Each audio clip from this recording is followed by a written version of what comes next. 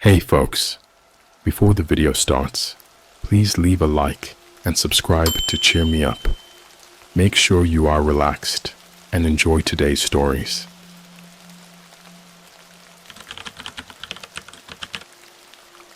I am a dark web hitman.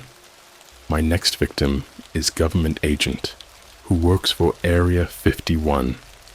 Hey Reddit, I've never done this before, but I figured it might be worth sharing, if only to maybe get some weight off my chest. Throwaway account, obviously. If you're wondering how I found myself in this line of work, it wasn't exactly a childhood dream or anything. I stumbled into it like most people stumble into dead-end jobs, by accident and a lack of better options. It started a few years back. I was just a regular guy working a boring 9 to 5. Then the pandemic hit, and everything went to hell. I got laid off, rent piled up, and desperation kicked in. I started doing odd jobs online, some legit, some not so much. That's when I found darker corners of the internet, the places where money flows like water if you're willing to get your hands dirty. I didn't wake up one day and decide to become a hitman. It was a gradual slide.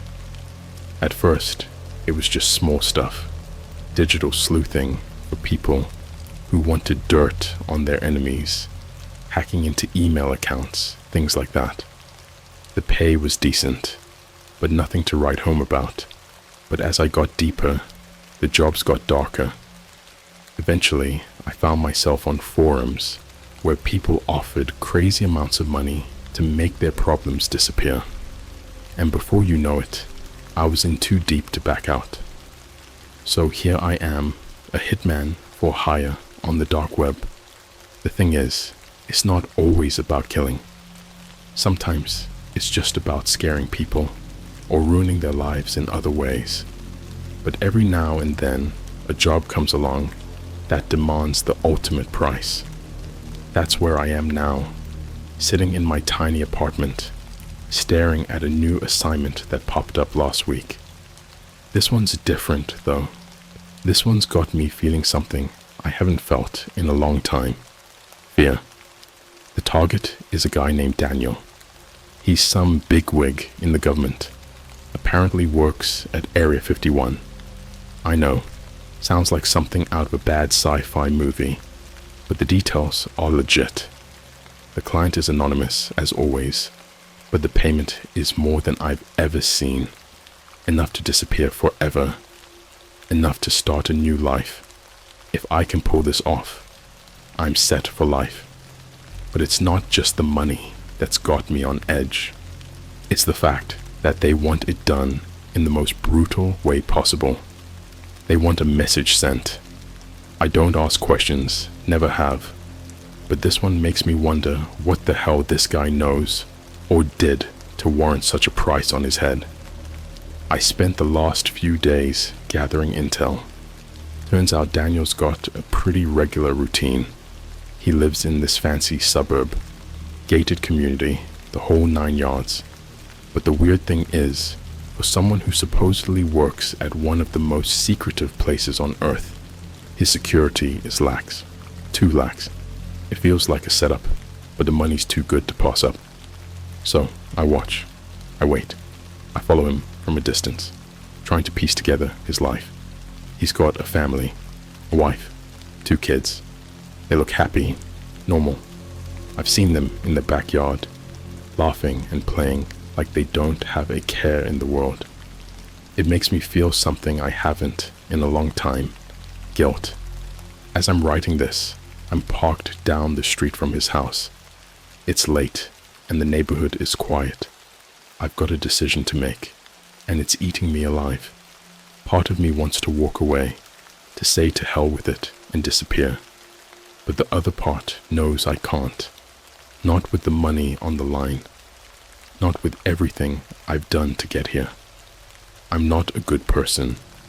I've made my peace with that. But there's something about this job that's different. Something that's got me thinking about all the people I've hurt. All the lives I've destroyed.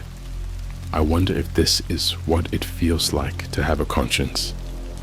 Anyway, I'm rambling now. Sorry if this isn't the kind of post you expected. I just needed to get it out, to put it somewhere before I lose my nerve. If you've got any advice, I'm all ears. I'm supposed to make my move tomorrow night. Part of me hopes something stops me, but I know that's not how this world works. Thanks for listening, I guess. I'll update if anything changes. Or maybe I won't. Who knows? All I know is that I've got a long night ahead, and tomorrow, one way or another, everything changes. When you find yourself staring down the barrel of a decision that can flip your world upside down, it's hard to keep your mind from racing. As I sat in my car, a few blocks away from Daniel's house, the minutes dragged into hours and my thoughts spiraled into a tangled mess of fear and anticipation. This was just another job, I kept telling myself. But no matter how hard I tried, I couldn't shake the feeling that I was walking into a trap. I've done my share of jobs. Most targets don't even know what's coming. They live their lives, unaware that their fate has been sealed by a few keystrokes and a transfer of cryptocurrency. But this time, it was different. I wasn't dealing with some corrupt businessman or a cheating spouse. Daniel was a government agent, and not just any agent. Someone with access to some of the most classified information in the world. As the clock ticked towards midnight, I knew I had to move. The neighborhood was asleep, streetlights casting long shadows over manicured lawns and pristine sidewalks. My pulse quickened as I made my way towards Daniel's house, each step echoing in the silent night. I'd spent days watching him, memorizing his routines, but tonight there was something off.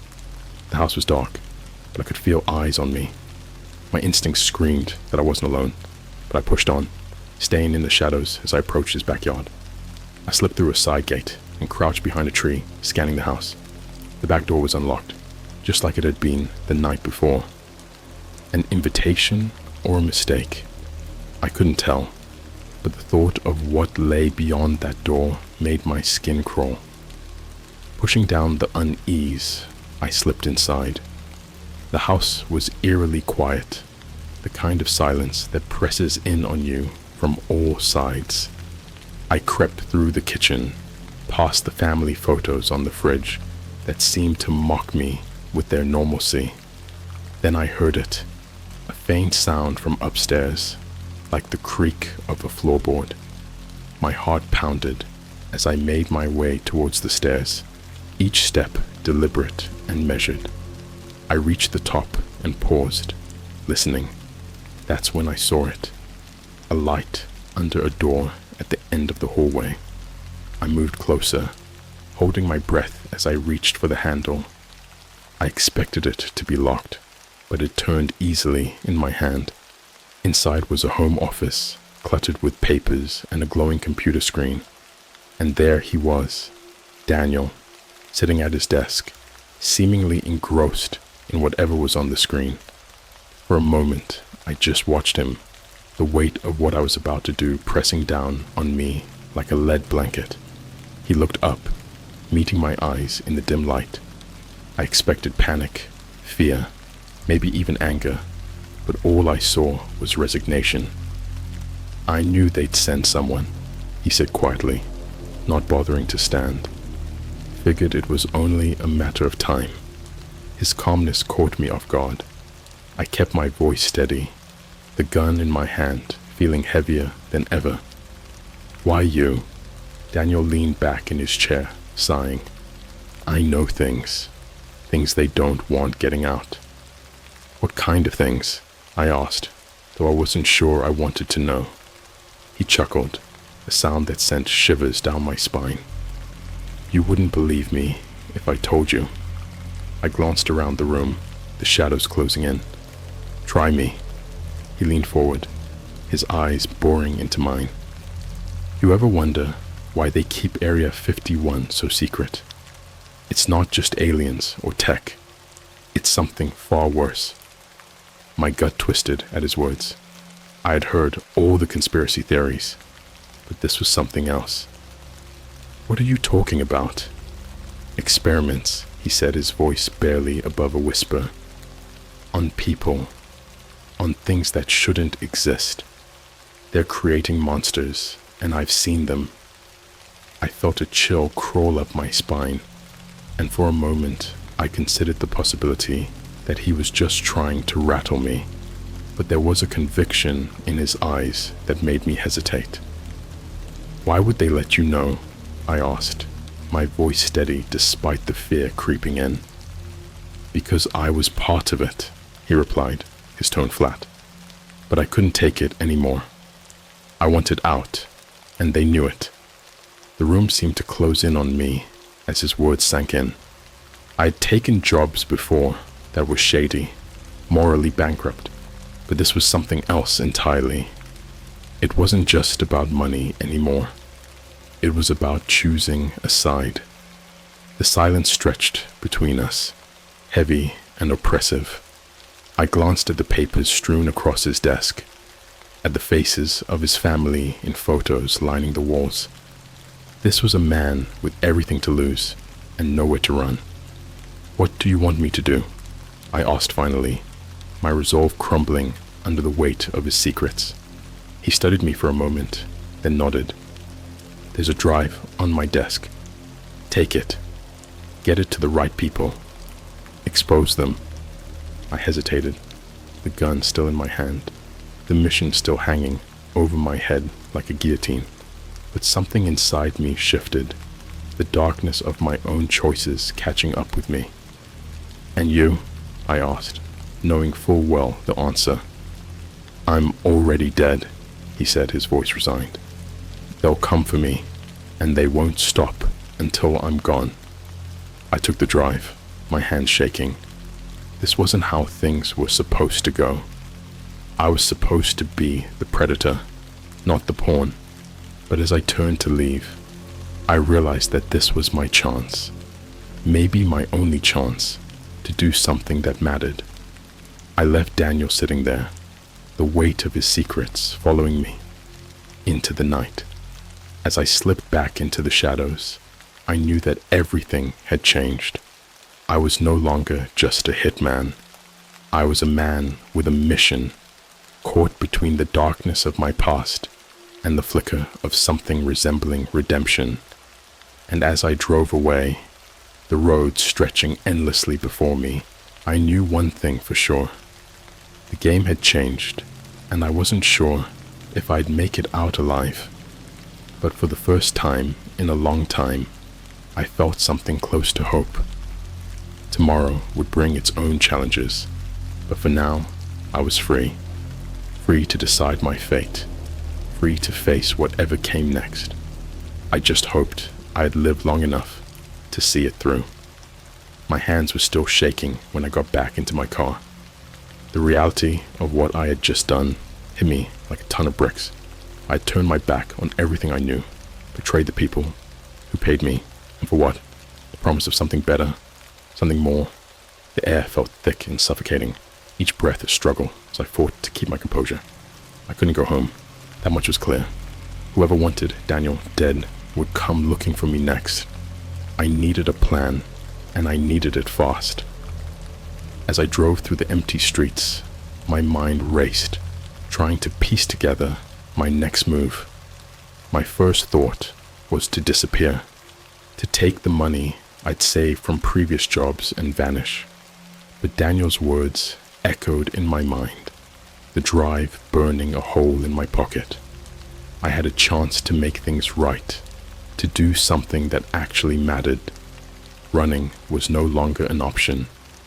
I pulled into a rundown motel on the edge of town, the neon sign flickering like a dying star. It was the kind of place where people didn't ask questions, and I needed anonymity more than ever.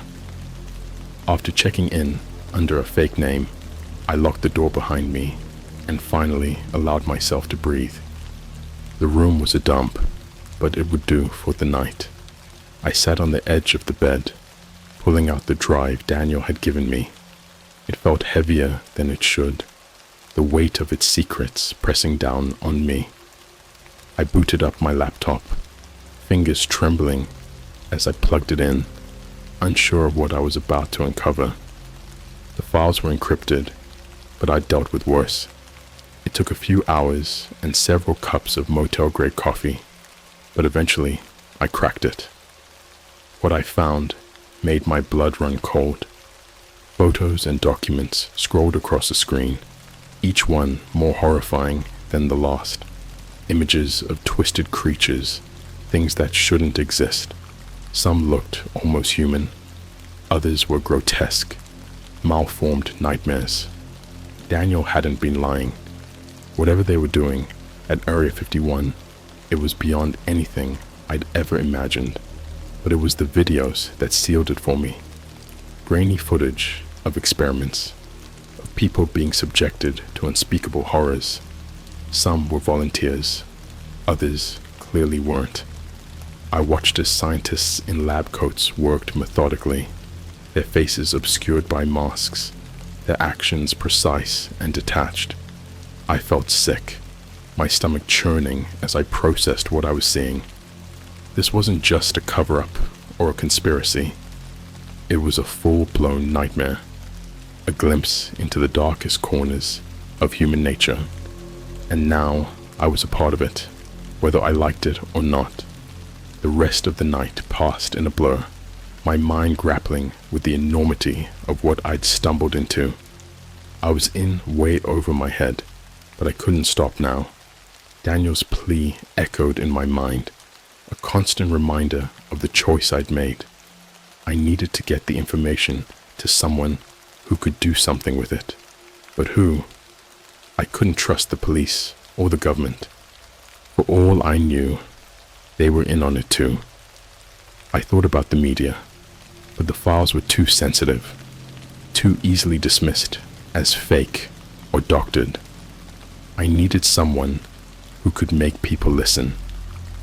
As the first light of dawn crept through the motel curtains, I made a decision. There was a journalist I knew, someone who specialized in uncovering the truth, no matter how dangerous. I'd done some work for him in the past, feeding him intel on corrupt politicians and shady dealings. If anyone could get the story out, it was him. I packed my things, making sure to wipe any trace of my presence from the room. Every instinct screamed at me to run, to disappear, but I knew I couldn't, not until I'd done what needed to be done. I was committed now, and there was no turning back. The drive to his office took longer than expected. My nerves stretched thin as I constantly checked my rearview mirror. Paranoia clawed at me, each car that followed, making my heart race with fear. I couldn't shake the feeling that I was being watched, that any moment they'd catch up with me. But I made it, parking a few blocks away and walking the rest of the distance. The city was waking up, people going about their day, blissfully unaware of the horror lurking beneath the surface. I envied them, their ignorance a shield against the darkness I'd uncovered. The building was nondescript, blending in with the surrounding office blocks. I slipped inside, taking the stairs instead of the elevator. The silence was oppressive, each step echoing in the stairwell, the weight of what I carried heavy in my mind. When I reached his office, I paused, taking a moment to collect myself. This was it. Once I handed over the drive, there was no going back. I took a deep breath, knocked, and pushed the door open. He looked up from his desk, surprise flickering across his face, before he broke into a grin. "I didn't expect to see you here," he said, gesturing for me to sit. I dropped into the chair opposite him, sliding the drive across the desk.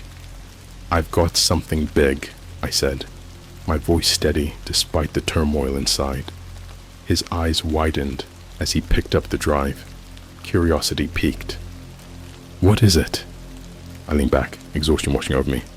Proof of everything. Area 51, the experiments. All of it. He didn't say anything for a moment, just stared at the drive as if it might explode. Finally, he nodded, slipping it into his pocket. You're sure about this? I nodded, meeting his gaze. Just get it out there. People need to know. He promised he would, and I believed him. We'd worked together long enough for me to trust him, at least as much as I trusted anyone. As I left his office, I felt a strange sense of relief, like a weight had been lifted. I'd done my part. Now all I could do was wait and hope. As I stepped out onto the street, the sun high in the sky, I knew the hard part was just beginning. I was a marked man now, hunted by the very people I'd once worked for, but I didn't regret it. Not yet, anyway. The city bustled around me, a sea of faces, each one a potential enemy. I had to keep moving, stay one step ahead, but at least I wasn't alone anymore. For the first time in a long time, I felt like I was on the right side of things. Whatever happened next, I was ready. Or so I hoped. I kept my head down as I left the office, blending into the rush of people on the street. I couldn't shake the feeling that every shadow hid an enemy. Every stranger was a threat.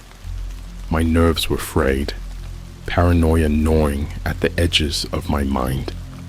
I needed a place to regroup, to figure out my next move. A few blocks down, I ducked into a dingy coffee shop, the kind of place where nobody would notice or remember me. I ordered a coffee, more for the comfort than the caffeine, and found a corner booth away from the windows. The chatter of the patrons provided a comforting backdrop, drowning out the chaos in my head. I pulled out my phone, checking for messages. Nothing yet from the journalist. I hoped he was okay, that he had managed to stay under the radar. But deep down, I knew that wasn't likely. He was in just as much danger as I was, if not more. I needed a plan, something to keep me one step ahead. But as I sat there, staring into my coffee, I realized I was flying blind. I had no idea who was after me or how far they'd go to keep their secrets buried. I was in uncharted territory, and it was only a matter of time before they caught up with me. The door to the coffee shop swung open, and instinctively I glanced up. A group of men walked in, their suits too neat, their eyes too sharp. Panic surged through me, my heart hammering in my chest. I ducked my head, pretending to focus on my phone, praying they hadn't seen me. But it was too late. They fanned out across the shop, scanning the faces of the patrons. I needed to move, to get out before they cornered me. I slid out of the booth, keeping my movements casual, and made my way toward the back. There was an exit in the kitchen, a way out if I could reach it. I pushed through the kitchen doors, ignoring the surprised looks from the staff. My heart was in my throat, adrenaline coursing through my veins. I could hear the men behind me, their voices low and urgent. I didn't have much time. The alley behind the shop was narrow and cluttered with garbage bins. I sprinted down it, my breath coming in ragged gasps. I didn't dare look back, didn't want to see how close they were. I just focused on putting as much distance between us as possible. I emerged onto a side street, the early morning traffic a welcome sight. I blended into the crowd, weaving through pedestrians as I made my way toward the subway. It was risky, but I needed to disappear, to lose myself in the maze of the city. As I descended into the subway, the world above faded away, replaced by the roar of trains and the murmur of commuters. I bought a ticket, choosing a random destination. Anywhere but here. Anywhere but where they could find me. The train was crowded, and I squeezed into a seat near the back. my eyes scanning the faces around me. Everyone looked normal, oblivious to the drama unfolding in their midst. I envied them, their ignorance a shield against the nightmare I was living. The train rumbled forward, carrying me deeper into the city.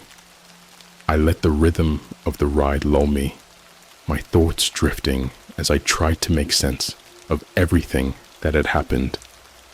I'd gone from being a hitman on the dark web to a fugitive, hunted by forces I couldn't begin to understand.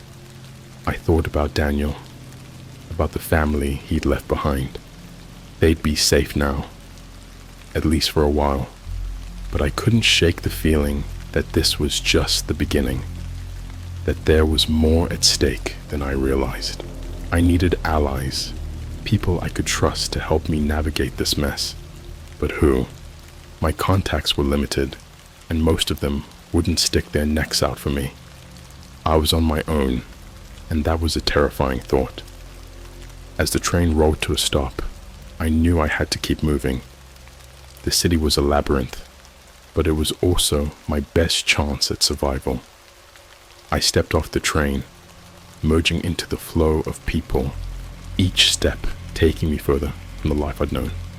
I wandered the city for hours, keeping to the shadows, my mind a whirl of fear and uncertainty.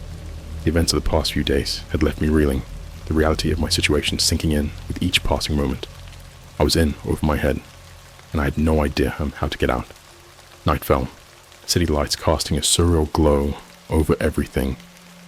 I found myself drawn to the old parts of town, the places where secrets were kept and stories forgotten. It was there, in a dilapidated building, that I found what I was looking for.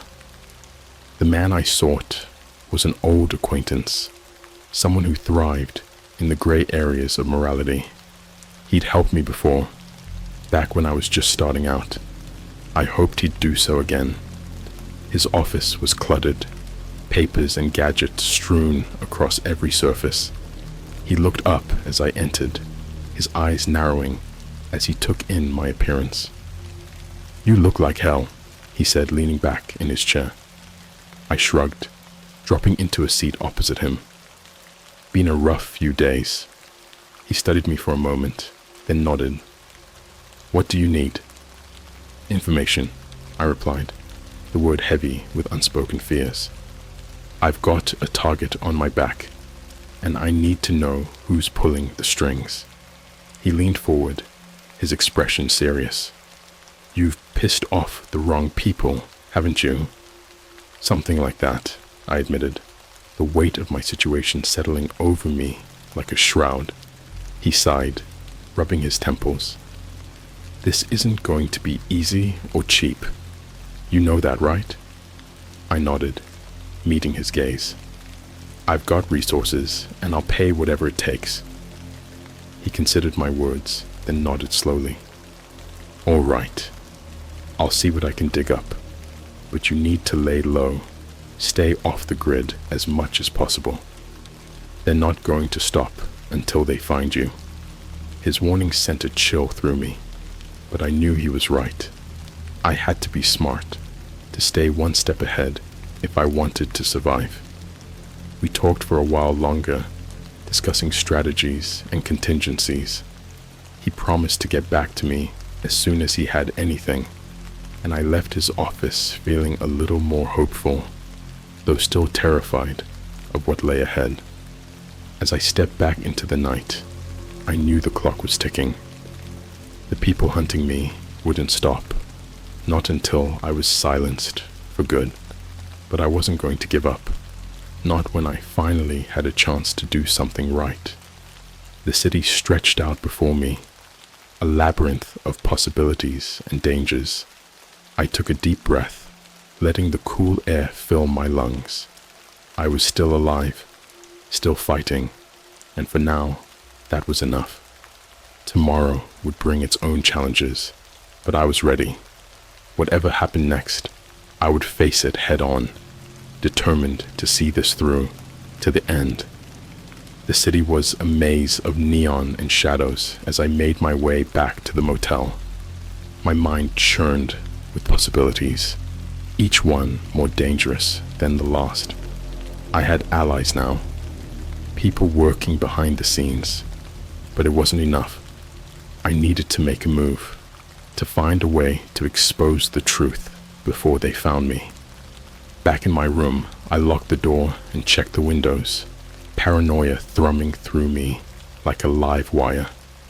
The drive I had given to the journalist should have been enough, but I couldn't shake the feeling that there was something more, something I was missing.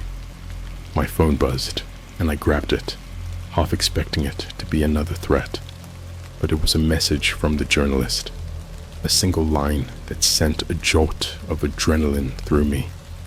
Meet me at the docks, midnight. I didn't hesitate. I grabbed my jacket, tucking a knife into my boot just in case. I couldn't afford to be caught off guard. Not now, not when everything was on the line. The docks were a forgotten corner of the city, a place where secrets were whispered and deals were made in the dead of night. The air was thick with the smell of salt and decay as I parked and made my way through the maze of shipping containers. The journalist was waiting, his silhouette barely visible against the dim glow of a nearby streetlight. As I approached, I could see the tension in his posture, the way he kept glancing over his shoulder. "I've got something," he said, his voice low and urgent. "Something big." "What is it?" I asked, my heart pounding in my chest. He handed me a folder, thick with papers and photos. "It's everything. Proof of the experiments, of who's involved. This goes all the way to the top." I flipped through the contents, my stomach twisting at the images, faces I recognized from the files Daniel had given me, now with names and details attached. Scientists, military personnel, even high-ranking officials. The web was bigger than I'd imagined, its tendrils reaching into every corner of power. "This is enough to bring them down," he continued, his eyes blazing with determination. "We just need to get it to the right people." But before I could respond, a sound cut through the night, a low, rumbling growl that sent a shiver down my spine. We both turned, our eyes searching the shadows for the source. Out of the darkness, a figure emerged, moving with an unnatural grace. It was one of the creatures from the files, its body twisted and grotesque, eyes glinting with malevolent intelligence. Panic surged through me, my mind racing as I realized what it meant. They weren't just after me, they were sending a message. If they couldn't silence us, they would make sure we paid another way. "We need to go," I hissed, grabbing the journalist's arm and pulling him away. But it was too late. The creature lunged, faster than I could react, its claws raking through the air. I pushed the journalist aside, ducking under its swipe and pulling my knife free. My heart thundered in my ears as I faced the thing, its breath hot and foul as it circled me, waiting for an opening. I struck first, the blade slicing through the air and into its flesh. It howled, the sound a chilling mix of pain and rage, but it wasn't enough to stop it. It lunged again, and I barely managed to dodge, the knife slipping from my grasp. Desperation clawed at me as I scrambled for the weapon, my mind a blur of fear and adrenaline. But before I could reach it, the journalist was there, swinging a metal pipe he'd found among the debris. The blow connected, sending the creature reeling back, and I took the opportunity to grab the knife and drive it into its side. The thing collapsed, its body twitching as it let out one final guttural sound before falling still. We stood there, panting, the reality of what we'd just faced sinking in. My hands were shaking as I pulled the knife free, wiping the blood on my pants. "We need to get out of here," the journalist said, his voice tight with urgency. "If they sent one, There'll be more. I nodded, adrenaline still coursing through me. We gathered the folder and the scattered papers, stuffing them into a bag before making our way back to the car. The drive through the city was a blur, each turn a potential ambush, but we made it, pulling up outside the safe house the journalist had arranged. It was a nondescript building, nestled among others like it, a place where we could lay low and regroup. Inside, I collapsed onto a couch, exhaustion crashing over me like a wave. The journalist sat across from me, his expression grave. "We can't keep running," he said, his voice steady. "We need to get this out there, to make sure people know." I nodded, the weight of the situation settling over me once more. The folder was our only chance, our only weapon against the forces that hunted us. But it was also a target, a ticking time bomb that could explode at any moment. We spent the next few hours planning, reaching out to contacts and allies who could help us get the information into the right hands. It was a race against time, a desperate gamble to expose the truth before it was too late. As the first light of dawn crept through the windows, I felt a strange sense of calm. We were on the edge of something big, a moment that could change everything. But we were ready, and we wouldn't stop until the world knew what was happening. In the end, it wasn't about redemption or revenge. It was about justice, about standing up to the darkness and fighting back. We were two people against an unseen enemy, but we weren't alone. The truth was on our side, and we'd fight with everything we had to make sure it was heard. The journey was far from over, and the road ahead was fraught with danger, but we were ready, and for the first time in a long time, I felt a flicker of hope. Whatever happened next, we wouldn't stop, not until we'd brought the whole damn thing crashing down.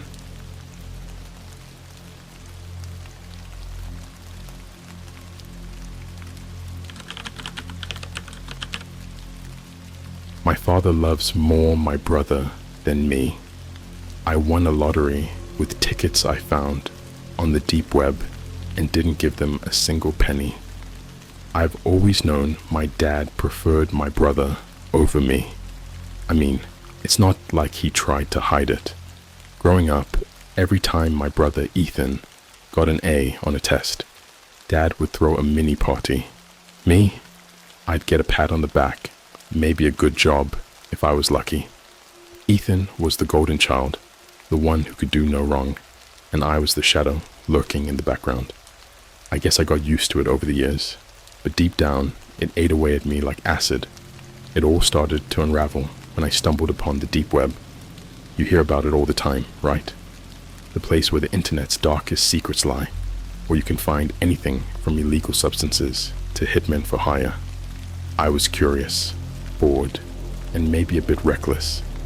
I knew how to navigate there though, thanks to a friend who wasn't afraid of diving into the depths of the internet. He'd shown me the ropes, warned me about the dangers, and most importantly, taught me how to stay anonymous. One night, after a particularly rough day of Dad praising Ethan for winning some stupid science fair, I found myself in front of my laptop, diving deeper and deeper into the web. That's when I found it, an obscure forum that advertised lottery tickets guaranteed to win. It sounded like a scam, but my gut told me to check it out. I had nothing to lose. The website was plain, almost like it was hiding in plain sight. "Win your wildest dreams" was plastered across the top in bold, pixelated letters. I was skeptical, of course, but curiosity got the best of me. They were selling these digital tickets for dirt cheap, promising unimaginable wealth if you bought the right one. Something about it felt off, but my fingers moved faster than my brain, and before I knew it, I had purchased a handful of tickets using some Bitcoin I had lying around. A week passed, and I had almost forgotten about those tickets. Life went on as usual. Dad showered Ethan with love and gifts, and I lurked in the shadows, slowly building resentment that twisted my insides. Then it happened. I got an email, no subject, just a link. I hesitated, knowing that this could lead anywhere, but curiosity got the best of me. I clicked. The screen blinked, loading a black page with white text. "Congratulations, you're a winner." My heart skipped a beat. At first, I thought it was a prank, a cruel joke by someone who had hacked my information. But as I read further, it became clear that this was no joke. It included instructions to claim my prize, something called the package, a term I'd soon learn was more ominous than it seemed. Following the instructions, I was led to a nondescript warehouse on the outskirts of the town. The place looked abandoned, the kind of building that made your skin crawl just looking at it. I should have turned back right then, but the thought of finally having something to call my own, something that would finally make my dad notice me, kept pushing me forward. Inside, the air was thick with dust and neglect. Shadows danced on the walls as the dim light flickered above me. I approached the center of the room, where a single table stood. On it was a plain brown box, my name scrawled across it in messy black ink. I hesitated for a moment, feeling the weight of my decision pressing down on me, but eventually I opened it. Inside the box was a stack of cash that made my eyes widen and my heart race. We're talking millions, enough to change my life forever. Underneath the money was a note, written in the same messy handwriting. "A gift for you. Use it wisely." I couldn't believe it. I was holding a small fortune, more money than I had ever seen in my life. But as I stood there, the thrill of winning was replaced by a gnawing feeling of dread. What had I done to earn this? Who had given it to me, and why? I quickly shoved the cash back into the box and left the warehouse, my mind racing with possibilities. As I drove home, I couldn't shake the feeling that I was being watched. Every car that passed me felt like a threat, every shadow a lurking danger. But the thought of finally being able to outshine Ethan, to finally make my dad see me as more than just a disappointment, kept me going. Once home, I stashed the money in a secret compartment in my closet, a place where I knew no one would find it. I was careful not to act suspicious, not to give anyone any reason to question me. But deep down, the guilt was already starting to eat away at me. I had stumbled into something I didn't understand, and I knew that this kind of luck didn't come without consequences. In the following days, I started to notice strange things happening around me. At first, it was small stuff, like finding things moved around in my room, or feeling a cold breeze when there were no windows open. Then it escalated. I'd hear footsteps at night, soft whispers that seemed to come from nowhere, chilling me to the bone. My phone would glitch out, displaying distorted images of faces I didn't recognize, their eyes hollow and lifeless. I tried to ignore it, brushing it off as paranoia or stress, but deep down, I knew something was wrong. It was as if claiming that money had opened a door to something dark and sinister, something that was now a part of my life whether I wanted it or not. And then there was Ethan. He started acting strange too, more distant, more secretive.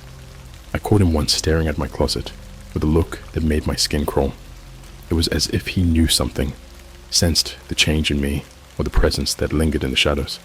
I couldn't shake the feeling that he was somehow involved, that maybe he had stumbled into something similar on the deep web. something that tied us both to this nightmare. As the days turned into weeks, the line between reality and nightmare began to blur. The whispers grew louder, the shadows more menacing. I felt like I was constantly being watched, like there was something lurking just out of sight, waiting for the perfect moment to strike. And through it all, I couldn't bring myself to tell anyone. Not Dad, not Ethan, no one. I was trapped in this nightmare of my own making, a prisoner to my own greed and desperation for approval. I realized too late that I had opened a door that should have stayed closed, that the price of my newfound wealth was far more than I had ever anticipated. The deep web had given me my wildest dreams, but at what cost? As the shadows closed in around me, I knew I was about to find out. And that's how it all started, how my life spiraled into this terrifying hell. Part of me wished I could go back and change everything, undo the choices that led me here. But there was no going back. There was only the darkness, the shadows, and the secrets that lay buried within them. I'm not even sure where to begin with what happened next. It's like my life became one of those horror movies that you swear could never happen in real life. Only this time, there was no audience to turn away from the screen. Every night since I brought that cursed money home, my life has been a steady descent into madness. The night after I stashed the cash in my closet, I woke up around 3 a.m. to the sound of my closet door creaking open. I froze in bed, eyes wide in the dark. The air was thick with a suffocating tension, and I felt an icy chill crawl down my spine. I stared into the shadows, straining my eyes to see what was there, but there was nothing, just the darkness, deep and impenetrable. I could have sworn I heard whispering, a soft murmur of voices speaking in a language I couldn't understand. I pulled the covers over my head, my heart pounding in my chest. It felt like hours passed before I finally found the courage to peek out again. And when I did, the closet door was closed, as if nothing had happened. After that night, things only got worse. I started finding strange symbols drawn in the dust on my floor. They looked like circles with lines intersecting in chaotic patterns, and just looking at them made my head spin. Every time I erased them, they'd reappear the next day, taunting me with their mystery and malice. I became paranoid, unable to shake the feeling that I was being watched, not just at night, but during the day too. I'd catch glimpses of shadowy figures in my peripheral vision, but when I turned to look, there was nothing there. My reflection in the mirror seemed off, like the eyes staring back at me belonged to someone else, someone trapped and desperate. Ethan noticed the change in me. He'd look at me with a mixture of curiosity and fear, like he knew something was wrong, but was too scared to ask. One night, as we were sitting at the dinner table, I caught him staring at me, his fork hovering above his plate, his eyes wide and searching. "You okay?" he asked, his voice barely more than a whisper. I nodded, forcing a smile that felt brittle and false. "Yeah, just tired. You know how it is." He nodded, but I could see the doubt in his eyes. He was always the smart one, the observant one. If anyone could sense the darkness creeping around me, it was him. It was a few nights later when things escalated beyond what I thought was possible. I was lying in bed, trying to sleep despite the whispers that had become a constant background noise in my life, when I felt a pressure on my chest. It was subtle at first, like a hand resting gently, but it quickly intensified until I felt like I was being crushed. I couldn't move, couldn't breathe. Panic surged through me as I realized I was being held down by something unseen, something malevolent and overpowering. I struggled to break free, every muscle in my body straining against the invisible force, but it was no use. Then just as suddenly as it started, it stopped. I gasped for air, my heart pounding in my ears, and as I sat up, I saw them, figures standing in the shadows at the foot of my bed. They were humanoid, but not quite human, their forms shrouded in darkness, their eyes glowing a deep, unsettling red. I couldn't scream, couldn't move. I was frozen in place, staring at these beings that seemed to flicker in and out of existence like a corrupted video file.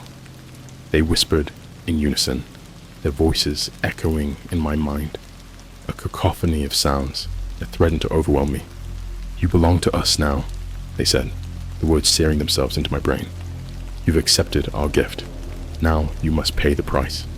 I blinked, and they were gone, leaving behind a chilling silence that hung in the air like a death sentence. I sat there trembling, trying to comprehend what I had just witnessed. My mind raced with questions and fears, but deep down, I knew the truth. I had invited something into my life, and something that wasn't going to leave without taking its due. The following days were a blur of paranoia and fear. I felt like I was living in a waking nightmare, constantly looking over my shoulder, waiting for the next encounter. I tried to act normal, to go through the motions of everyday life, but it was like living in a haunted house with no escape. Ethan was the only one who seemed to notice how deep I was sinking. He tried to talk to me, to reach out in his own awkward way, but I pushed him away, terrified of dragging him into the darkness that surrounded me. Then came the night when everything shattered. I was in the bathroom, brushing my teeth, when I noticed something in the mirror that made my blood run cold. My reflection was smiling, a wide, sinister grin that stretched across my face, even though I knew I wasn't smiling. I stumbled back, my heart racing, and the reflection leaned forward, its eyes burning with malice. "It's time," it said, its voice a low, guttural growl that resonated deep within me. The lights flickered and died, plunging the room into darkness. I fumbled for the door, desperate to escape, but the handle wouldn't budge. Panic set in as I pounded on the door, my screams echoing in the small space. Then just as suddenly, the lights came back on. The door swung open, and I fell into the hallway, gasping for breath. Ethan was there, staring at me with wide, frightened eyes. "What happened?" he asked, his voice tinged with fear. I couldn't answer. I couldn't explain the horror I had just experienced. All I could do was lie there, my mind reeling, knowing that whatever was happening to me was far from over. Life became a delicate balance between maintaining the illusion of normalcy and concealing the chaos consuming me from within. Each day felt like a new trial, as if the shadows were testing my resolve, waiting for me to break. The whispers in the night grew louder, a constant reminder of the pact I had made and the malevolent presence I had unwittingly invited into my life. Despite the growing fear, a part of me clung to the money. It was the one thing I had over Ethan, a chance to finally break free from the shadow of my father's indifference. Yet, deep down, I knew it wasn't worth the cost. Ethan became more persistent in his attempts to reach out. He started spending more time in my room, watching me with those piercing eyes of his that seemed to see through every lie I tried to weave. One evening, as I sat hunched over my laptop, pretending to be engrossed in some random web page, he approached me cautiously. "Something's wrong," he said softly, his voice a lifeline I was too proud to grasp. "You've changed, and it's not just in your head." I shrugged, trying to play it off. "I'm fine, Ethan. Just stressed, you know? Senior year and all that."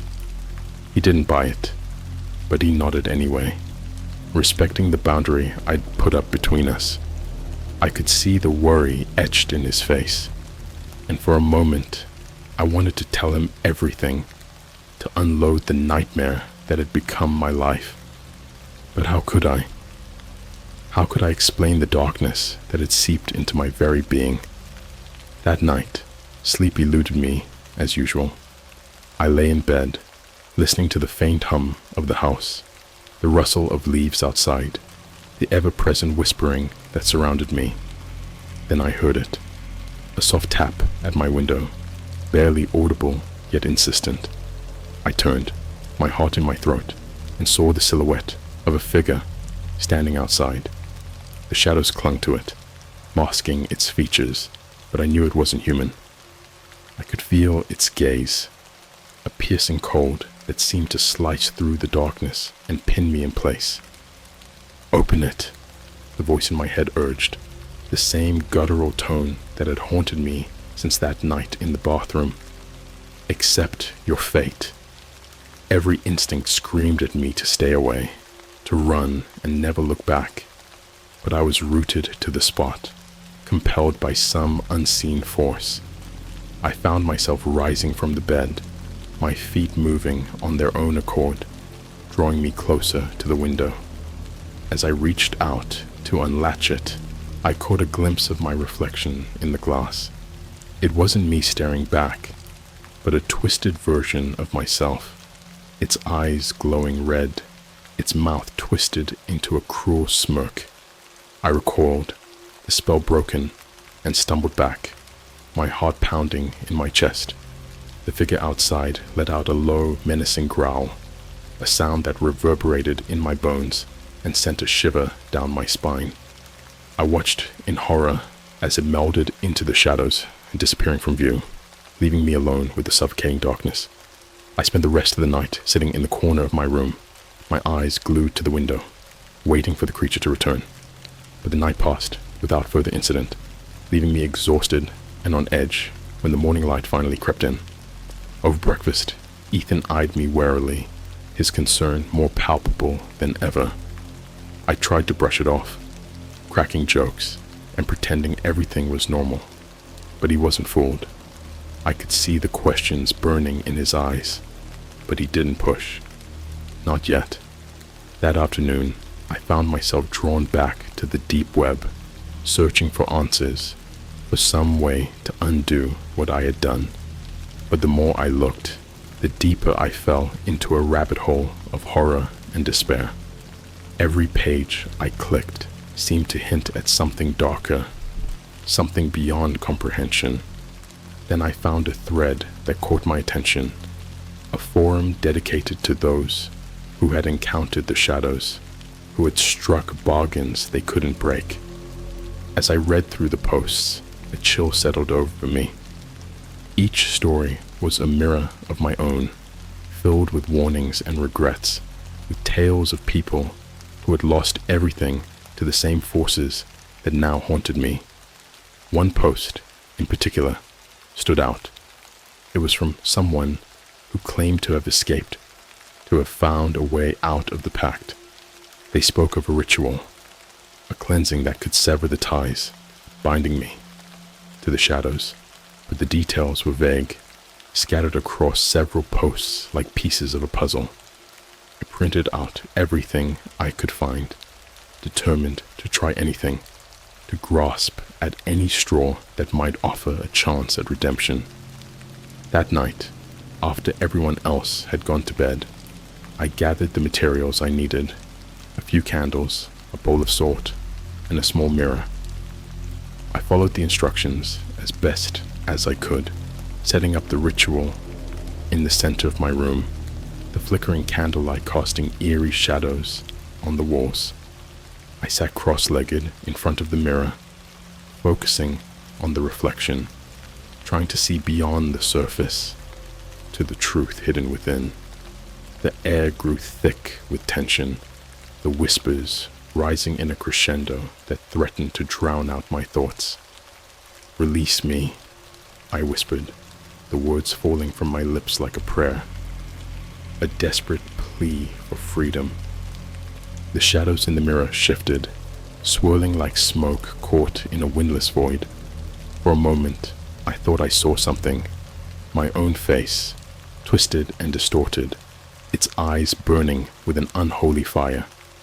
The room seemed to tilt, the ground falling away beneath me, and I was plunged into darkness, a void that stretched on forever. I came to her with a start, the candles extinguished, the room bathed in the dim glow of early morning light.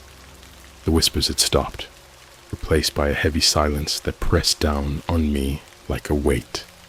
I didn't know if the ritual had worked, if I had truly severed the connection, but I felt different, lighter somehow, as if a burden had been lifted from my shoulders. But as I glanced at the mirror, I knew it wasn't over. The reflection stared back at me, unchanged, yet there was something in its eyes, a hint of malice that hadn't been there before. The pact had been broken, but the shadows were not done with me yet. Ethan found me the next morning, still sitting in the same spot, lost in thought. He didn't say anything, just sat down beside me, his presence a comforting reminder that I wasn't alone in this nightmare. And for the first time, I considered telling him everything, to finally share the burden I'd been carrying alone. But I hesitated, the fear of dragging him into this hell keeping me silent. Instead, I promised myself that I'd find a way to end this, to banish the shadows for good, before they claimed more than just my soul.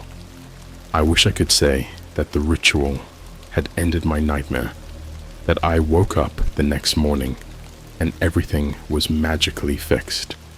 But life doesn't work like that, and neither does the dark web. Whatever I'd summoned into my life wasn't ready to let go.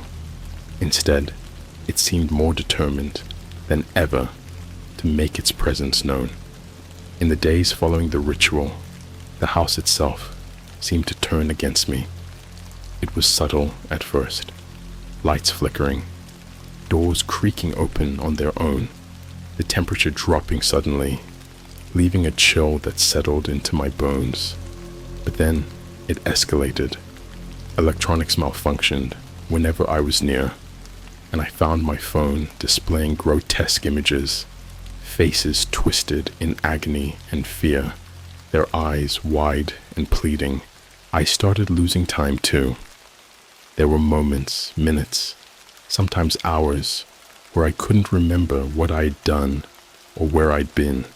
I'd snap back to awareness to find myself in different parts of the house, or worse, standing at the edge of the woods behind our home, my feet poised to step into the shadows that lurked beyond. Ethan noticed the changes in me, the way I'd drift off in the middle of conversations, the faraway look in my eyes. One evening, as we sat in the living room, he broke the silence that had grown between us like a cancer. "You need to tell me what's going on," he said, his voice firm but not unkind. "This isn't just stress or senior year jitters. Something's happening to you, and I want to help." I looked at him, really looked at him, and saw the worry etched into his features, the determination in his eyes. It was as if he'd made it his mission to save me, even if it meant diving into the abyss alongside me. Taking a deep breath, I decided it was time to come clean. I told him everything, the lottery tickets, the money, the figures in the shadows, the ritual. The words spilled out of me in a torrent, a confession that left me feeling raw and exposed. Ethan listened intently, his expression shifting from disbelief to horror, and finally to resolve. When I finished, he sat in silence for a moment, processing everything I told him. I expected him to call me crazy, to laugh it off as some elaborate prank, but he surprised me. "I believe you," he said finally, his voice steady. "I don't understand it, but I believe you. We need to do something about this, together." His words were a lifeline, a beacon of hope in the darkness that had consumed me. For the first time in weeks, I felt like I wasn't alone, like maybe there was a way out of this nightmare. Together, we decided to go back to where it all started, the warehouse where I'd first found the money. We hoped that by returning, we might find some clue, some way to undo the mess I'd gotten myself into. We waited until nightfall, then slipped out of the house, adrenaline coursing through our veins as we drove to the edge of town. The warehouse loomed in the distance, a hulking shadow against the moonlit sky. As we approached, a sense of dread settled over me, but Ethan's presence gave me the courage to continue. The door creaked open, revealing the same dusty, abandoned interior I remembered.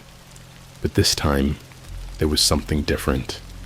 The air was thick with tension, and the shadows seemed to pulse with a life of their own, swirling and coalescing in the corners of the room. We stepped inside, our footsteps echoing in the silence. I felt a familiar chill crawl down my spine, but I forced myself to focus, to keep moving forward.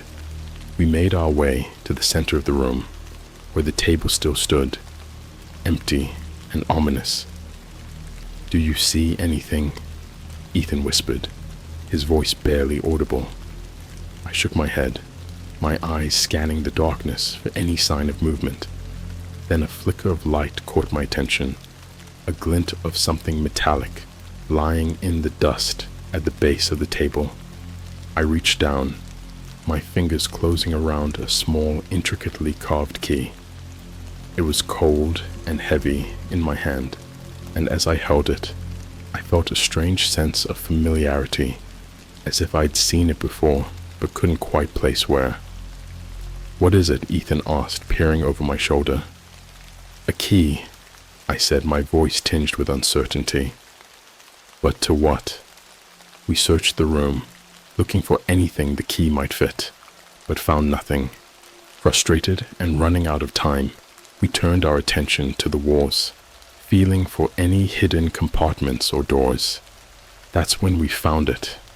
A small, almost imperceptible panel tucked away in the corner of the room, its edges worn and splintered. I inserted the key, my heart pounding in my chest as the lock clicked open. Behind the panel was a hidden compartment, filled with papers and old photographs, yellowed with age. As we sifted through them, a chilling picture began to emerge. The photographs depicted rituals, dark ceremonies performed by shadowy figures, their faces obscured by masks. The papers were filled with notes and diagrams, detailing the summoning of dark entities, the exchange of power for soul-binding pacts. "This is what you're dealing with," Ethan said, his voice filled with awe and fear. "These people, they're part of something bigger, something ancient." I nodded, my mind reeling with the implications. I had stumbled into a world of darkness and secrets, a world that now had its claws sunk deep into my life. But with Ethan by my side, I felt a renewed determination to fight back, to reclaim what I had lost. As we left the warehouse, I felt the shadows watching us, felt their anger simmering in the air. But for the first time, I wasn't afraid. I knew that together, Ethan and I could find a way to end this, to banish the darkness and the malevolent force that had haunted me for so long. We had a plan now, a direction. The path ahead was fraught with danger, but we were ready to face it, to confront the shadows head on and emerge victorious. But as we drove away, I couldn't shake the feeling that we were being followed. that the darkness wouldn't let us go without a fight. As we drove back home, the road stretched endlessly before us, a ribbon of asphalt cutting through the night. The weight of the revelations we'd uncovered hung heavy in the air between Ethan and me, but beneath it was a shared determination, a resolve to see this nightmare through to the end. When we arrived home, we immediately began piecing together what we had learned. The documents from the warehouse outlined a ritual to sever ties with the darkness, a dangerous procedure that required exact timing and an unshakable resolve. The last attempt had to be performed under a new moon, which was just 2 nights away. The night before the ritual, I could feel the shadows closing in, their anger palpable, as if they sensed the threat we posed. My sleep was plagued with visions of twisted figures lurking at the edges of my consciousness, whispering promises of power and wealth if only I would abandon my plan. But their words only steeled my resolve. I refused to let them win, to let them take everything from me. The day of the new moon dawned gray and overcast, a chill in the air that seeped into my bones. Ethan and I gathered the supplies we needed for the ritual: candles, salt, the mirror, and the key we'd found. We drove to a secluded clearing in the woods behind our house, a place where we wouldn't be disturbed. As night fell, we set up the ritual, creating a circle of salt and placing the candles at its perimeter.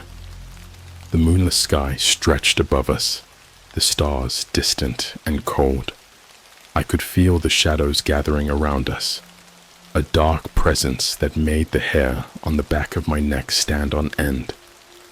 With trembling hands, I lit the candles, their flickering flames casting eerie shadows on the ground. Ethan stood beside me, his expression one of fierce determination, his eyes locked onto mine. "You ready?"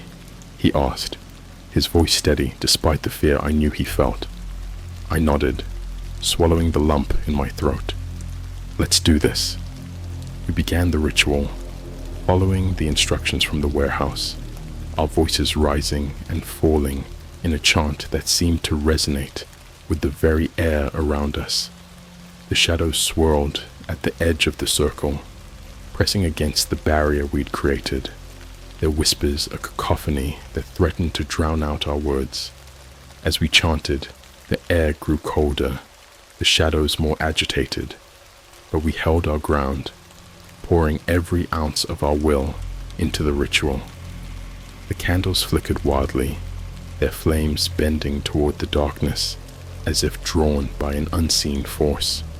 Then at the peak of the ritual, I held the mirror aloft, using it to reflect the candlelight outward, a beacon to push back the shadows. I focused on the reflection, on the twisted image of myself that had haunted me for so long. The reflection twisted and writhed, its features contorting into a mask of rage and hatred. But as I stared into its eyes, I saw something else, a flicker of fear, a hint of vulnerability. "It's working," Ethan said, his voice filled with awe. "Keep going."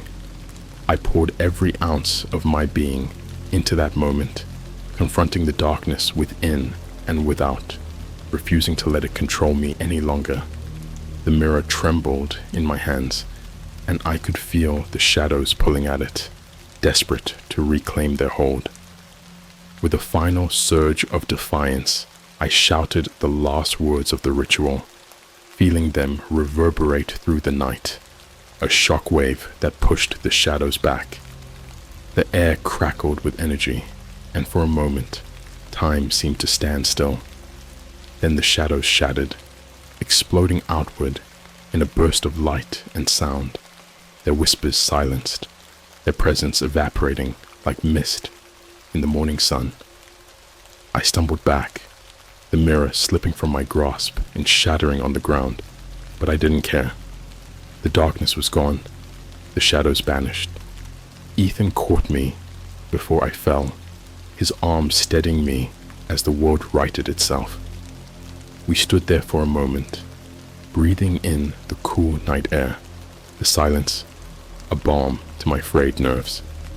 "It's over," he said finally, his voice filled with relief. "We did it." I nodded, feeling a weight lift from my shoulders, a sense of freedom I hadn't felt in weeks. The shadows were gone, their hold on me broken. I was free. In the days that followed, life slowly returned to normal. The whispers were gone, the strange occurrences ceased, and I began to rebuild, to piece together the fragments of my life that the darkness had shattered. Dad remained oblivious to everything that had happened, continuing to shower Ethan with his usual affection, but I didn't care anymore. I had faced something far greater than his indifference, and I had won. I didn't need his approval, not anymore. Ethan and I grew closer, bound by the shared experience of what we had faced together. He never asked about the money again, never pressed for details about what had started it all. I think he understood that some things were better left in the past, buried and forgotten. As for the money, I used it wisely, honoring the note that had accompanied it. I donated most of it to charities, to causes that could make a real difference, a small act of atonement for the darkness I had unleashed. And as for the deep web, I never returned. I knew better now, understood the dangers that lurked in its shadows. I had learned my lesson, paid the price for my curiosity and greed. But every now and then, when the night is especially dark and the wind whispers through the trees, I feel the shadows watching, waiting. I know they're still out there, a lingering presence on the edge of my consciousness, but I refuse to let them in, to let them take control. I am stronger now, and I will not be afraid. We had faced the darkness and emerged and victorious, but I knew that the shadows were always waiting, always watching, ready to pounce if given the chance. But with Ethan by my side, I felt ready to face whatever came next, to stand against the darkness and reclaim the light.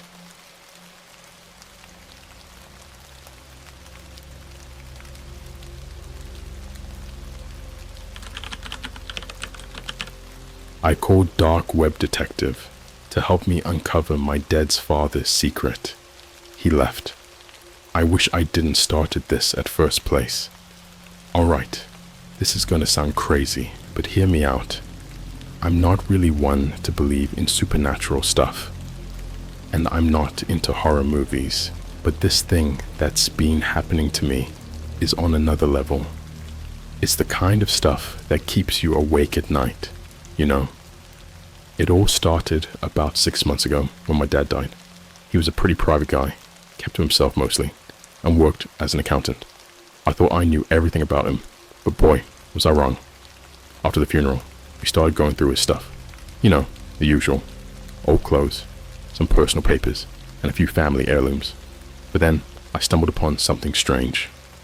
In the back of his closet, hidden behind a bunch of old suits, was a locked box. It was one of those heavy-duty things, not something you'd expect to find in an accountant's closet. Curiosity got the better of me, and I spent days trying to find a way to open it. I almost gave up when I finally discovered a key taped underneath his desk drawer. When I opened the box, there was a bunch of old photographs and a USB drive inside. The photos were disturbing. They were of people, strangers, taken in various states of distress. Some of them looked scared out of their minds, and others seemed unconscious. I felt a chill run down my spine, but I couldn't stop myself. I had to know what was on the USB. Plugging it into my laptop was probably the biggest mistake of my life. It contained encrypted files, loads of them, with weird file names like Project A39 and Experiment C22. None of it made any sense to me. I thought maybe Dad was involved in something illegal. Maybe that's why he was so secretive. That's when I decided to dig deeper. But I'm no hacker, so I turned to the internet. I ended up on a Reddit thread about the dark web, where people were discussing hiring private investigators who specialize in uncovering hidden secrets. That's where I found him, a guy who called himself the Dark Web Detective. I know it sounds like a bad movie plot, but desperation makes you do stupid things. Contacting him was sketchy as hell. I had to use an encrypted email service, and within a few hours he replied. The guy wanted $500 up front, payable in Bitcoin. I was hesitant, but the curiosity was eating me alive. I scraped together the cash and sent it over. A few days later, he got back to me with some preliminary findings. He told me that my dad was somehow connected to a series of experiments done by some shadowy organization. Something about psychological tests on human subjects. But here's the kicker. Some of these people went missing, like off the grid missing. He asked me if I wanted to know more, and like an idiot, I said yes. Things started getting weird after that. I began receiving strange emails, random letters in the mail without a return address. They were just snippets of text, odd phrases like, "You shouldn't dig," and "let it rest." I shrugged them off as pranks, probably from someone who knew I was looking into this. Then one night, my phone rang. It was past midnight, and when I answered, all I heard was breathing, heavy, labored breathing, like someone on the other end was trying to say something but couldn't get it out. It creeped me out, but I convinced myself it was just some asshole messing with me. But the more I looked into my dad's secret, the stranger things got. One night, I came home to find my apartment trashed. Papers were scattered everywhere, drawers pulled out, and my laptop was gone. My first thought was to call the cops, but what would I tell them? That I'm investigating some dark conspiracy my dad was involved in? That wouldn't fly. Instead, I contacted the detective again. I was scared shitless by this point, but he assured me that it was part of the process. He said he'd uncovered some new info, but he needed to meet in person to show me. We arranged to meet at a dingy little bar downtown, the kind where nobody asks questions. I got there early, nerves jangling like crazy. Every time the door swung open, I jumped a little. Finally, he walked in. A tall guy with a shaved head and eyes that seemed to pierce right through you. He had a folder in his hand, thick with papers. We sat in a corner booth, and he started laying out his findings. According to him, my dad was a key player in a project called Mind Field. It involved manipulating people's thoughts and actions through subliminal messages. The aim was to create sleeper agents who could be activated with a single phrase. It sounded like something out of a bad spy movie, but the evidence was right there in front of me. I felt sick. My dad, the quiet, unassuming accountant, was mixed up in something horrific. But the detective wasn't finished.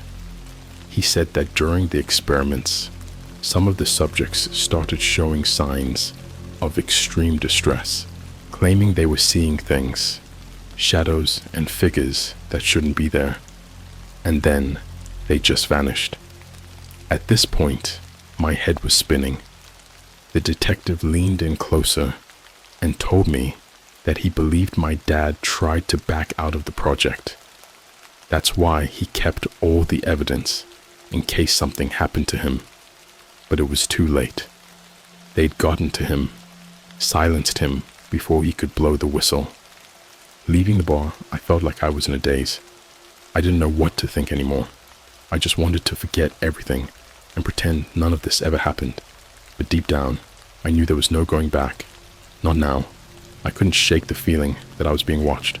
Every time I turned a corner, I expected someone to jump out at me. I started sleeping with the lights on, paranoid that something might crawl out of the shadows. Part of me wanted to give up, to just walk away from all this, but I couldn't shake the feeling that I owed it to my dad to see it through. Whatever dark secrets he was hiding, I needed to know the truth. But that was just the beginning. Things were about to get a whole lot worse. A few weeks passed after my meeting with the detective, and things seemed to have calmed down. I hadn't received any more creepy emails or phone calls, and I was starting to convince myself that maybe, just maybe, I could walk away from this whole mess. Then the nightmares started. Every night, without fail, I'd dream about being trapped in some kind of dark, endless maze.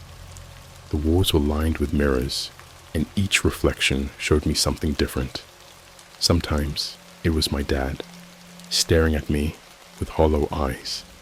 Other times it was those missing people from the photographs, their faces twisted in terror. But the worst was when I saw myself, not the real me, but some twisted version, grinning like a maniac. I'd wake up drenched in sweat, heart pounding like a drum. I couldn't shake the feeling that the dreams were more than just nightmares.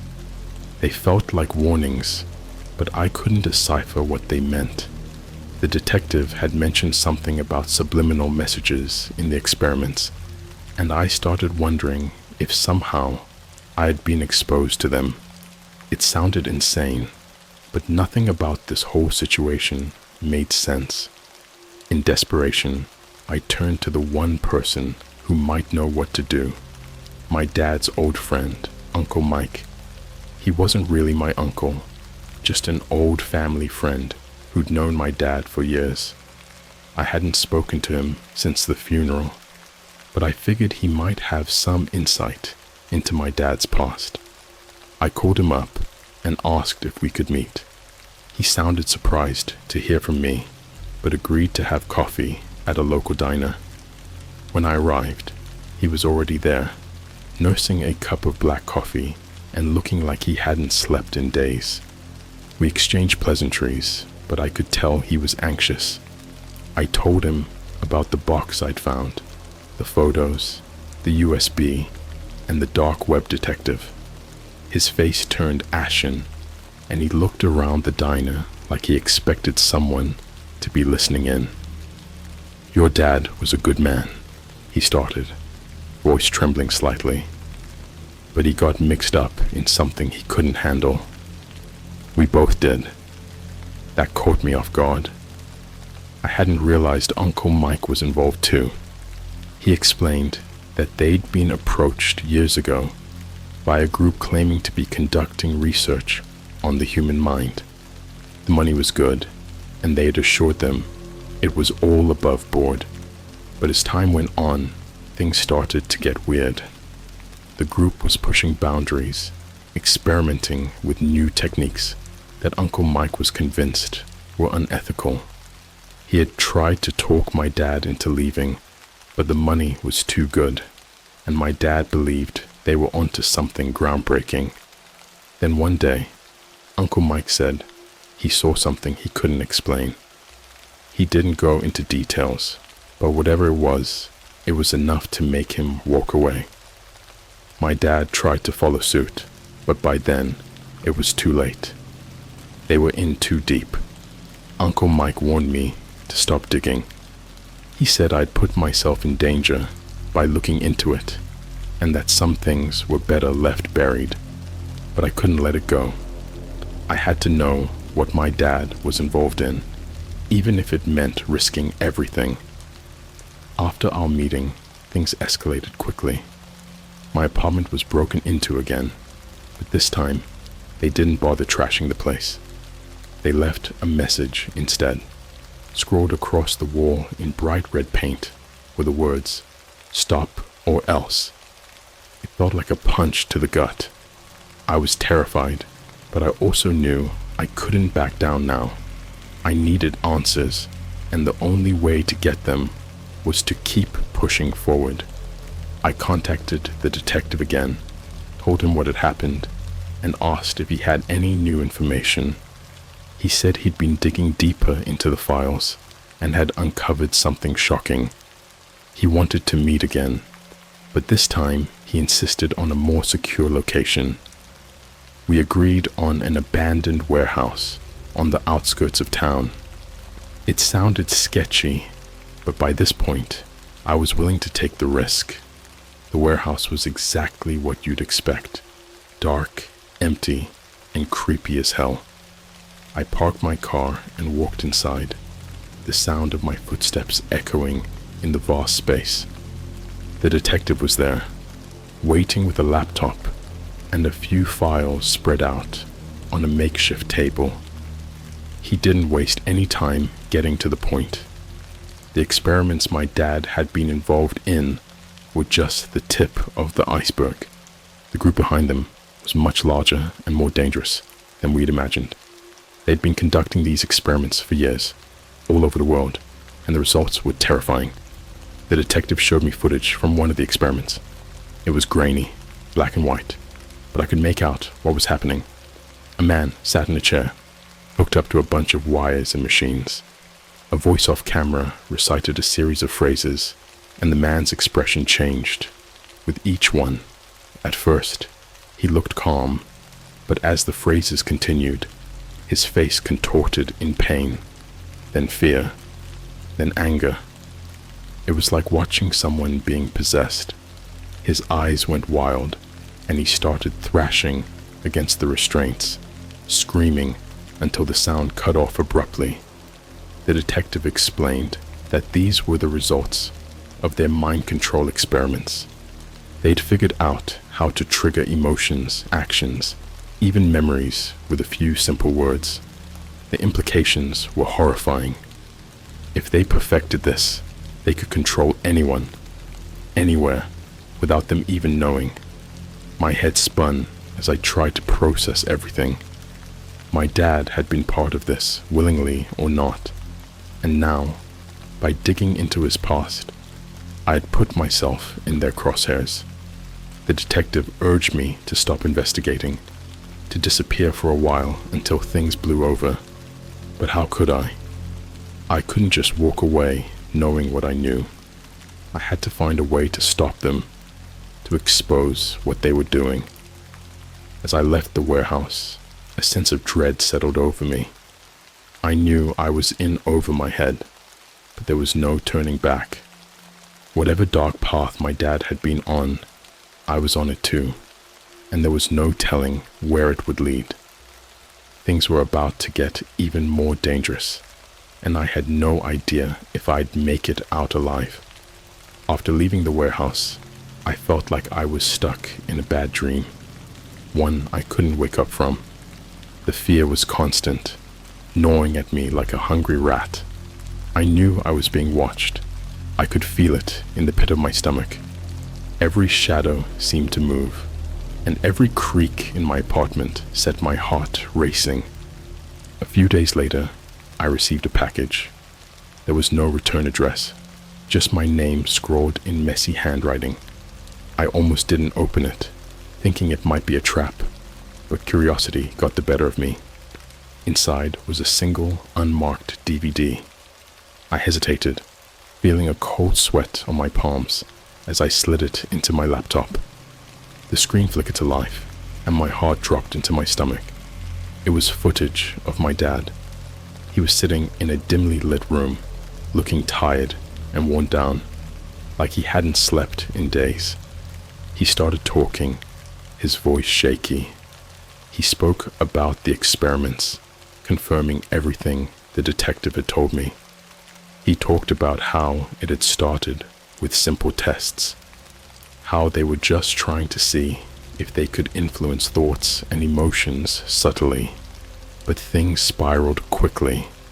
The organization he was working for pushed the limits, using techniques that weren't just unethical, but downright inhumane. My dad explained that he had tried to gather evidence to expose them, but they were always one step ahead.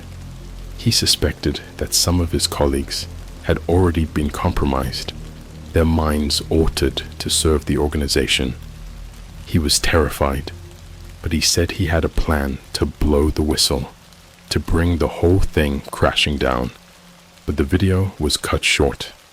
One moment, he was speaking, eyes darting nervously around the room, and the next, there was a loud crash, and the camera went dark. That was it. No explanation, no closure, just silence. I sat there for what felt like hours, staring at the screen. My dad hadn't just been involved. He'd been trying to stop them. And now, somehow, it was up to me to finish what he started.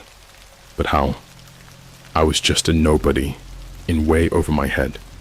I needed help, but I didn't know who to trust. Uncle Mike had warned me to stop, but I couldn't shake the feeling that he knew more than he was letting on. I decided to confront him again, hoping he'd reveal something that could help. When I called, he sounded hesitant, but agreed to meet. This time, we chose a park on the edge of the town, somewhere public where we wouldn't draw too much attention. As I approached, I noticed Uncle Mike pacing nervously.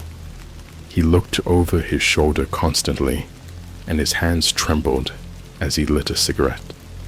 When I reached him, he didn't waste any time with small talk. "You need to stop, kid," he said, his voice rough and urgent. "They're watching you. They know what you're doing." I told him about the DVD, about my dad's plan to expose the organization. Uncle Mike paled, and I could see the fear etched into his face. He took a deep drag on his cigarette, exhaling slowly. "Your dad was a brave man," he admitted, his voice barely a whisper. "Braver than I was. But they'll kill to protect their secrets. You've seen what they can do." He paused, glancing around again. "But there's something you should know. Your dad had an accomplice, someone on the inside. I don't know who, but they were feeding him information. If you can find them, maybe you can finish what he started." The thought was both exhilarating and terrifying. I asked if he had any idea where to start looking, but he shook his head, looking defeated. "All I know is that your dad mentioned a safe place, somewhere he kept all his notes. It might be in his old office." It was a long shot, but it was the only lead I had. My dad's office had been closed up since his death, but I still had a key. That night, I decided to go. Waiting felt pointless. I needed answers, and I needed them now. The office was a small nondescript building on the edge of town. It felt eerie being there at night, the shadows long and deep. I unlocked the door and stepped inside, the musty smell of paper and dust hitting me instantly. I rummaged through drawers and cabinets, searching for anything that might give me a clue. Finally, in a hidden compartment in his desk, I found a journal. It was filled with notes, diagrams, and names, some of which I recognized from the files the detective had shown me. One name stood out: Subject 21. My dad had written extensively about this person, noting that they showed exceptional resistance to the experiments. He'd underlined it several times, adding a note that read, "Key to everything." I had no idea who Subject 21 was, but it was clear they were important. As I read through the notes, my phone buzzed. It was a message from an unknown number. "We know where you are. Leave now." My blood ran cold. How did they know? I grabbed the journal and bolted, heart pounding, as I dashed out of the office and into my car. As I drove away, I noticed a black SUV in the rearview mirror, tailing me. Panic set in, and I took random turns, trying to lose them. Eventually, I managed to shake them off, but I knew they'd find me again. I had to act fast. With the journal in hand, I had a new sense of purpose. The answers were out there, and I was closer than ever to uncovering them. But the organization wouldn't stop until I was silenced. It was a race against time, and I had no idea how it would end. After that night, I was on the move constantly, switching motels and using cash to stay off the grid. I was exhausted, running on adrenaline and fear. Every sound made me jump, and every face seemed suspicious. I knew they were closing in, and it was only a matter of time before they caught up with me. The journal had become my lifeline.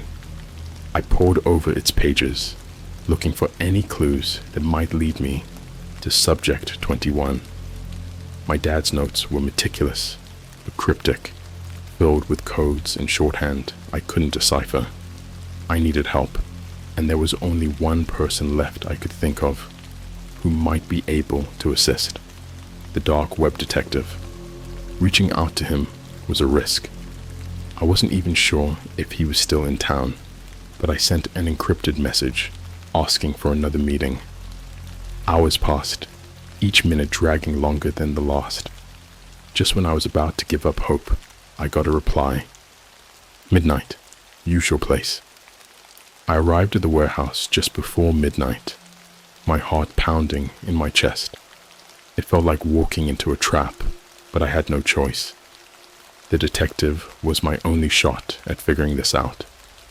He was already there, standing in the shadows, his face hidden by the dim light. When he saw me, he motioned for me to come over. I handed him the journal, my hands trembling. He flicked through the pages, his expression unreadable. "This is big," he finally said, looking up at me. Subject 21, whoever they are, holds the key to everything your dad was trying to expose. But we need to find them first. He pulled out a laptop and started typing, accessing databases and dark web forums I didn't even know existed. The hours ticked by as we worked together, piecing together fragments of information. Finally, we found something.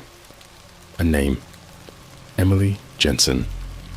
According to my dad's notes, she was the only one who had resisted the organization's mind control experiments. She'd been institutionalized after a breakdown, her mind fractured by the ordeal. We tracked her down to a psychiatric facility on the outskirts of the city. The place was old and run down, the kind of place where people went to be forgotten. We had to act quickly and carefully.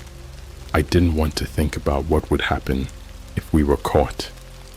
The detective managed to hack into the facility system, providing us with a way inside. It was risky, but we had no choice. Emily was our only lead, and I was desperate to talk to her. We arrived at the facility in the dead of night. The air was cold and still, and the place looked like something out of a horror movie. We slipped through a side entrance, using the detective's access codes to navigate the maze-like corridors. Finding Emily's room was easier than expected. The facility was understaffed, and most of the patients were asleep. When we reached her room, I hesitated, my hand hovering over the doorknob. What if she was too far gone to help us? But there was no turning back now. I opened the door, and we slipped inside. Emily was sitting on the bed, her back to us, staring at the wall. Her hair was long and tangled, and she wore a faded hospital gown. She didn't react as we approached, but I could see her hands trembling. "Emily?" I said softly, trying not to startle her. She turned slowly, her eyes wide and haunted. For a moment, she just stared at us, her expression blank. Then she spoke, her voice barely above a whisper. "You're his son, aren't you?" I nodded, surprised she recognized me. Her gaze softened, and she motioned for us to sit down. "I remember your father," she said, her voice growing stronger. "He tried to help us, to save us, but they were too powerful."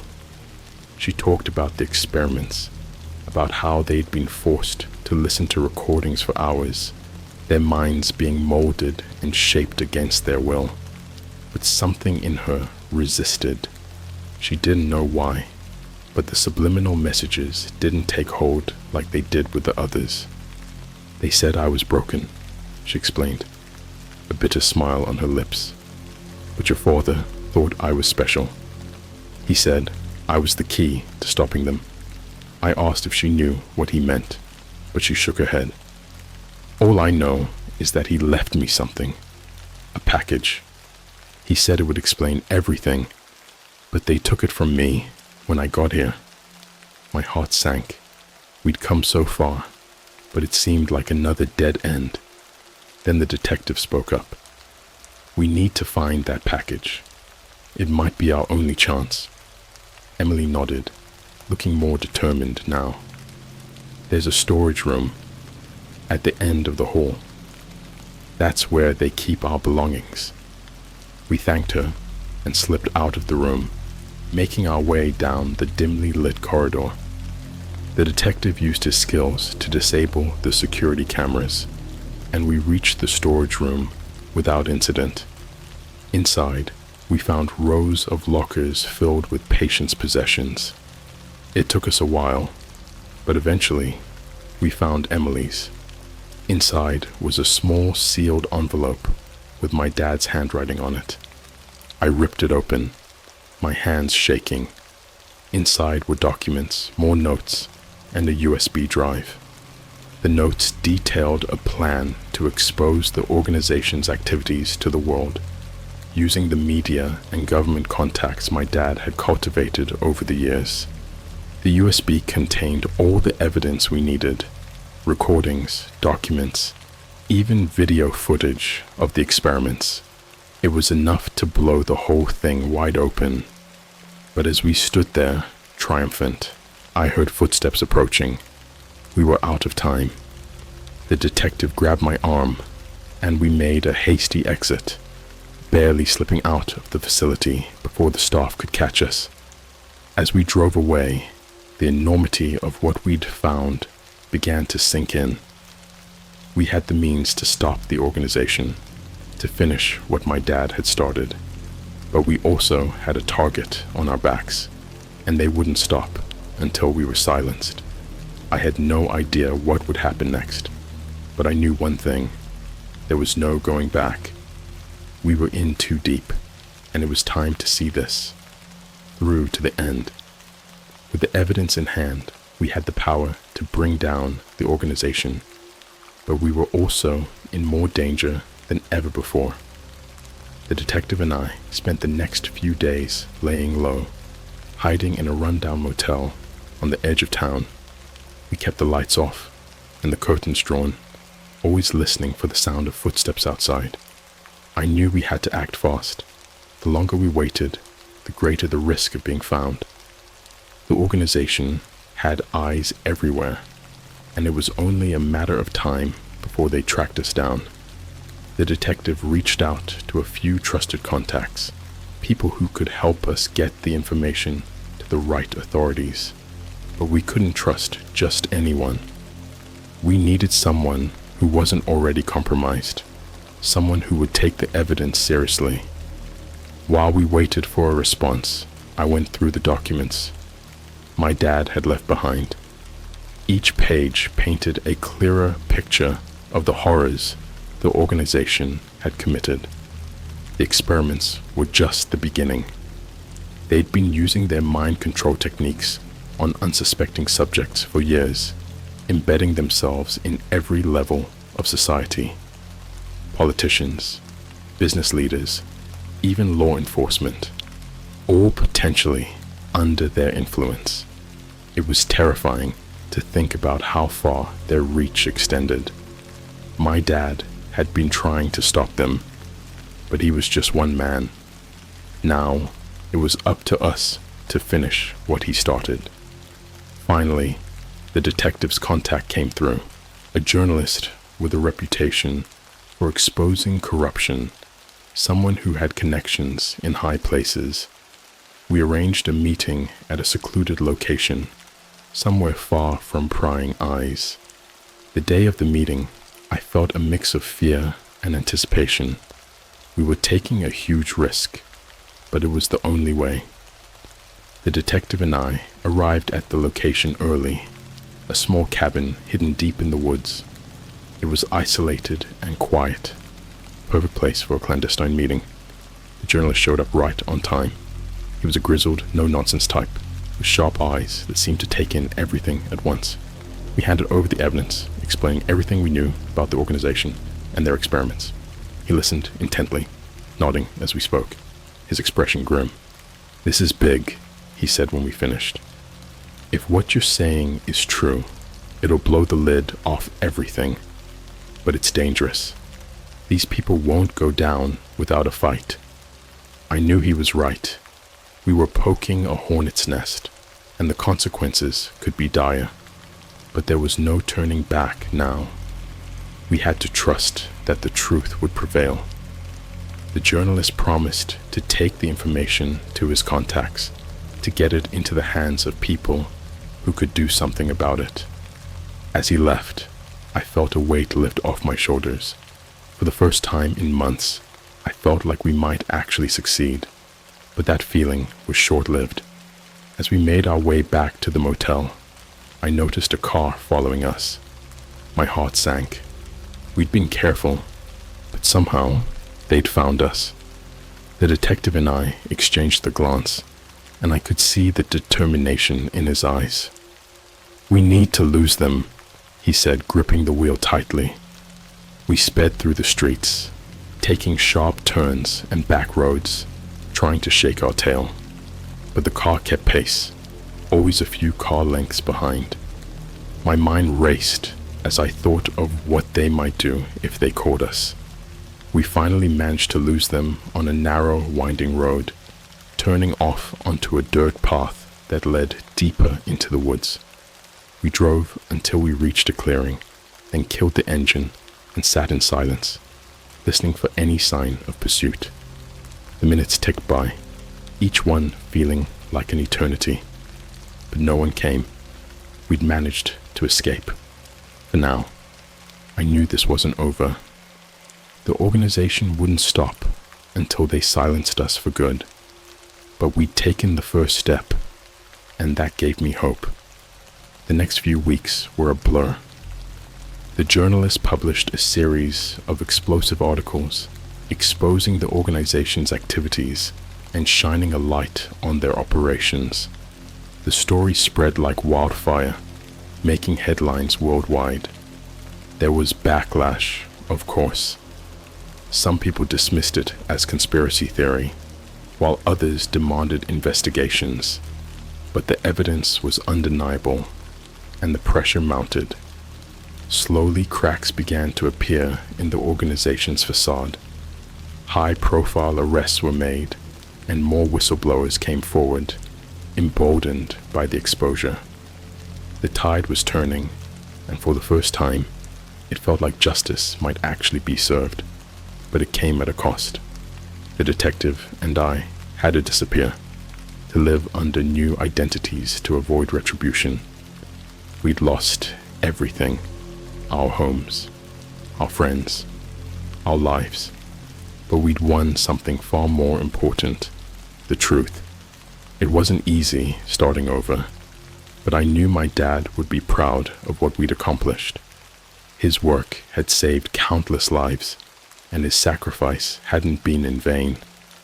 As I settled into my new life, I still felt the weight of everything we'd been through. The nightmares lingered, and the fear was always there, lurking just beneath the surface. But I'd learned to live with it, to use it as a reminder of what we'd fought for.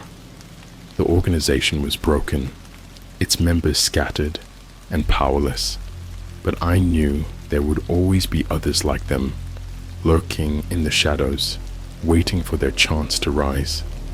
I couldn't stop them all, but I'd made a difference, and that was enough. I still visited my dad's grave sometimes, talking to him as if he could hear me. I'd tell him about my life, about how we'd won, and how grateful I was for everything he'd done. He was gone, but his legacy lived on. And as long as I was alive, I'd keep fighting, just like he did, because some secrets are worth uncovering, no matter the cost.